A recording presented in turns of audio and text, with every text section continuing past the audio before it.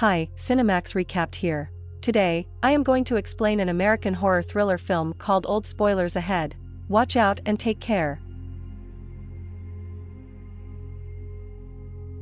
At the start of the movie, the Kappa family gets invited to a resort for a holiday trip.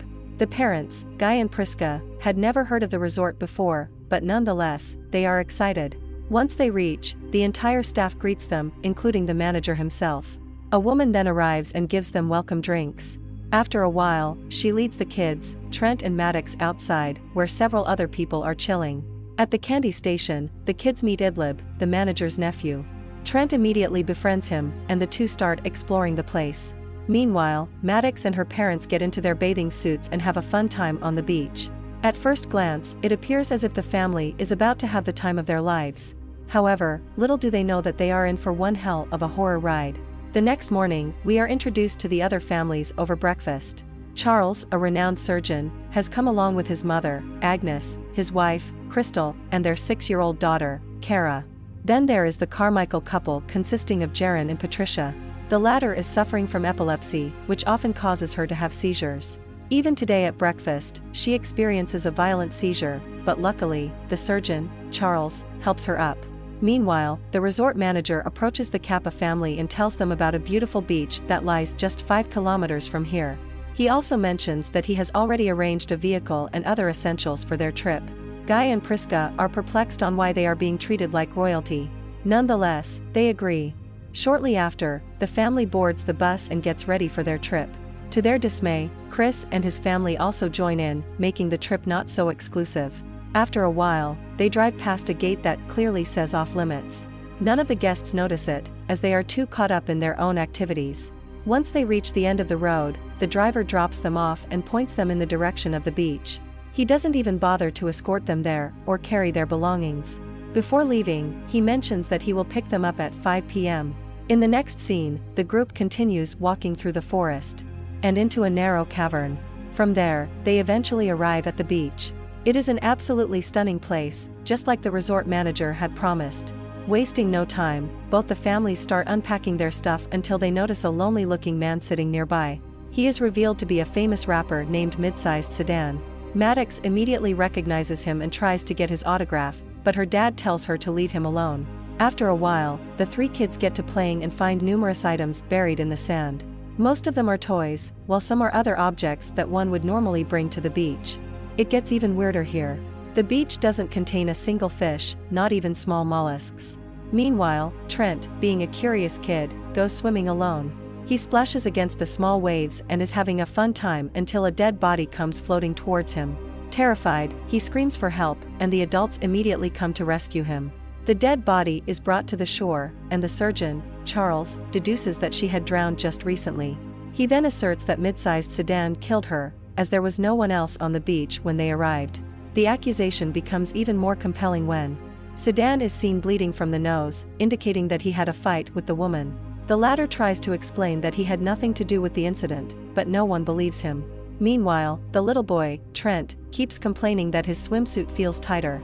Charles's mother, Agnes, also says that she is having difficulties in breathing. Sensing that something bad is happening, Charles tries calling for help, but there is no signal in the area. Just then, the couple from earlier, the Carmichaels, arrive there. They have also been dropped off by the driver on the resort manager's orders. The terrified group immediately briefs them about the situation, and hence, the husband, Jaron, decides to stop the driver from leaving. However, as soon as he runs inside the cavern, he falls unconscious. A few seconds later, he wakes up on the beach with a bad headache.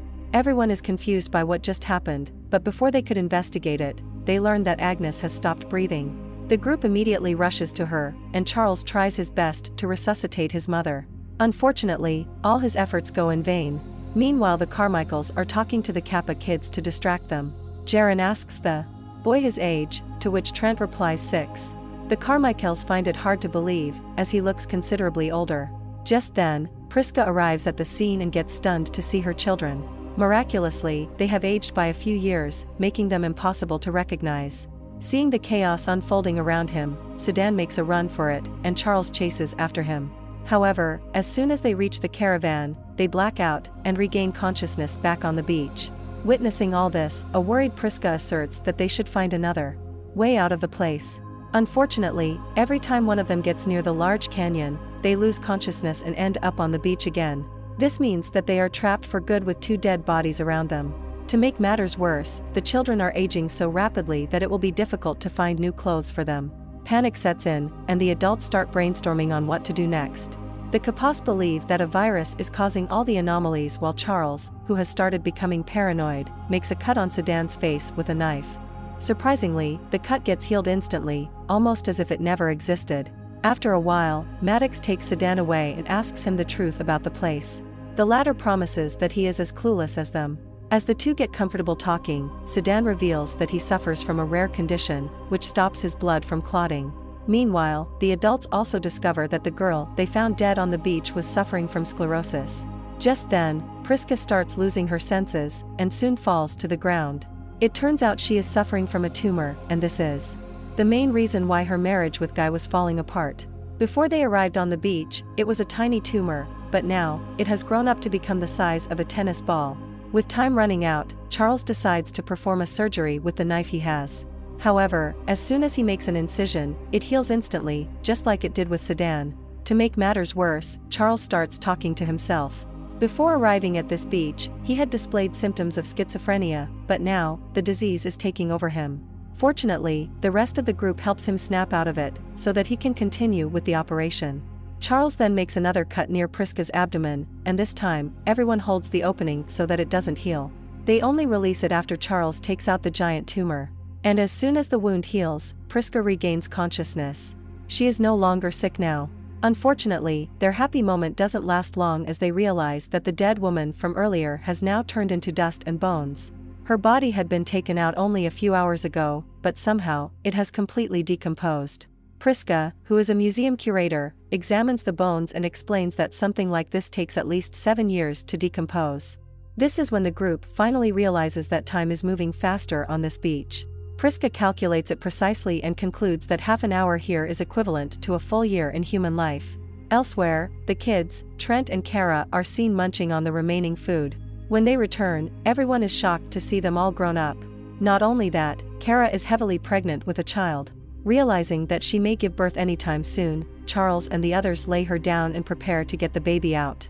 Crystal also wants to be with her daughter, but she passes out due to anxiety. When she wakes up, she finds out that Kara has given birth to a baby, but it is now dead. Time moved so fast for the baby that it didn't even get a chance to consume food and build its muscles. Trent looks at all this and becomes confused, as despite being a grown-up, he still thinks like a 6-year-old. On the other hand, Charles has started to lose it. In one instance, he threatens Jaren to go away, while in another, he tells his wife to put on makeup, saying she looks ugly. Charles eventually crosses the limit when he grabs Sedan and repeatedly stabs him with a knife. The poor rapper doesn't even get a chance to heal due to his condition, which prevents blood from clotting. Devastated, Jaren decides to cross the waves and call for help, saying risking his life is better than dying here slowly. After he leaves, Guy slowly takes the knife away from Charles, who, at this point, has become totally paranoid. Seeing this, he suddenly realizes something. All the families that arrived at the beach had something in common. At least one of their members was suffering from an ailment. For instance, Priska had a tumor, Charles was suffering from schizophrenia, Sedan had a rare blood condition, while the dead woman was suffering from multiple sclerosis. Guy then asks his wife where she got the invitation card. Priska reveals that she got it on a random sweepstakes, which was on the back of her pharmacy receipt. This concludes that the resort owners already knew their medical histories. In the next scene, when Maddox goes for a swim, she comes across a dead body. It is revealed to be that of Jaren. He must have blacked out inside the water and drowned, similar to what happened to the woman from earlier. Seeing him, Patricia cries in agony while the remaining group becomes even more devastated as they have literally nowhere to escape. However, Kara does not want to give up so easily. She decides to climb up the canyon and almost succeeds in it. Unfortunately, just as she reaches the top, she blacks out and falls to her death. Seconds later, Patricia starts convulsing violently, and she passes away too. In this way, 2 more corpses are added to the collection. Soon, the day turns into night, and the Kappa couple slowly starts losing their senses. At this point, they can't even recall why they are trying to leave this beautiful place. On the other hand, their children have unearthed a book, which apparently belonged to the people that came before them. In it, the names of all the people are mentioned, along with their addresses and ailments. Just then, Trent's attention is diverted by a light coming from the top of a hill. On a closer look, he finds out that it is a camera. This means that someone is inspecting them closely. Meanwhile, Charles, who has become a ticking time bomb, slowly approaches Guy to finish him off. The latter cannot see it because he has become nearly blind.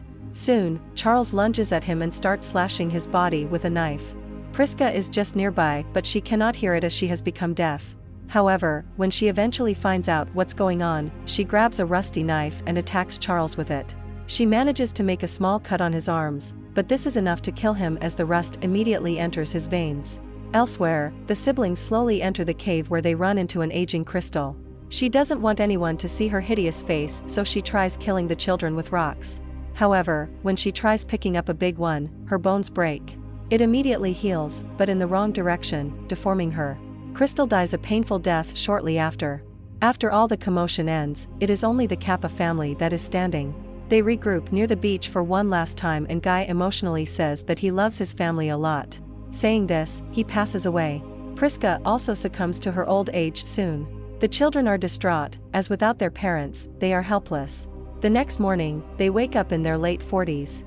Knowing that they will also end up like their parents, Trent and Maddox decide to spend the remainder of their time playing. They start making sand castles, and this is when Trent remembers that the resort manager's nephew, Idlib, had given him a puzzle to solve. Since they have a lot of time, Trent brings out the puzzle and eventually deciphers it. It reads, "My uncle doesn't like the coral." With this message, the siblings realize that the corals have all the answers to their questions. Hence, without wasting any time, they dive into the water and head for the corals. Soon, they come across an underwater tunnel, and as they try to get through it, Maddox's dress gets stuck on a piece of coral. The scene then cuts to a man, observing the beach from the hills. He is none other than the driver who dropped the families there. After confirming that everyone is dead, he calls his boss and briefs him about the situation. Then, he packs his belongings and leaves. Following this, we are taken to a lab where several prominent scientists are researching different medicines. The resort manager is also there, and he tells everyone that Trial 73 is over. He also reminds them that because of this beach, they have been able to save millions of lives using their medicines. Here, we get to know that the resort is actually a sham for a medicine company. They use the beach to conduct clinical trials on sick people, so that they can get the results in a matter of minutes, as opposed to years. The welcome drinks that they provide to their guests are actually mixed with trial medicines for their particular illnesses. Elsewhere, we see the Kappa siblings, who have somehow managed to survive the deadly waves. They are now back in the resort, with the notebook they found on the beach. Soon, they find a police officer, who is also on holiday, and tell him everything that happened. To make him understand, the siblings even hand him the notebook which has the list of all the missing people. The cop makes some calls and concludes that the people are actually missing. In the final scene, the medical lab is busted and all the scientists are taken into custody. As for the Kappa siblings, they are escorted home in a chopper.